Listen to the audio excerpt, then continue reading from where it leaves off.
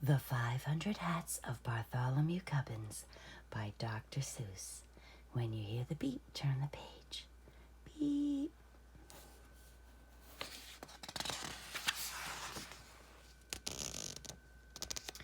In the beginning, Bartholomew Cubbins didn't have 500 hats. He had only one hat. It was an old one that had belonged to his father and his father's father before him. It was probably the oldest and the plainest hat in the whole kingdom of Did, where Bartholomew Cubbins lived. But Bartholomew liked it, especially because of the feather that always pointed straight up in the air. Beep.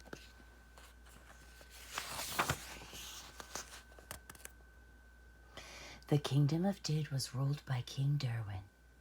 His palace stood high on top of the mountain. From his balcony he looked down over the houses of all his subjects, first over the spires of the noblemen's castles, across the broad roofs of the rich men's mansions, then over the little houses of the townsfolk, to the huts of the farmers far off in the green fields. It was a mighty view, and it made King Derwin feel mighty important. Beep. Far off in the fields on the edge of a cranberry bog, how sweet, stood the hut of the Cubbins family. From the small door, Bartholomew looked across the huts of the farmers to the houses of the townsfolk, then to the rich men's mansions and the noblemen's castles, up to the great towering palace of the king. It was exactly the same view that King Derwin saw from his balcony, but Bartholomew saw it backward.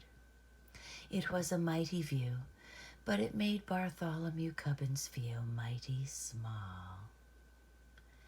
Beep. Just after sunrise one Saturday morning, Bartholomew started for town. He felt very happy. A pleasant breeze whistled through the feather in his hat. In his right hand he carried a basket of cranberries to sell at the market. He was anxious to sell them quickly and bring the money back home to his parents. He walked faster and faster till he got to the gates of the town. The sound of silver trumpets rang through the air. Hoofbeats clattered on the cobbled streets. Clear the way, make way for the king.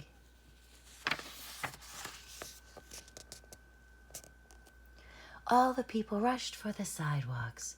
They drove their carts right up over the curbstones. Bartholomew clutched his basket tighter. Around the corner dashed 50 trumpeters on yellow-robed horses. Behind them, on crimson-robed horses, came the king's own guards. "Hats off to the king!" shouted the captain of the king's own guards.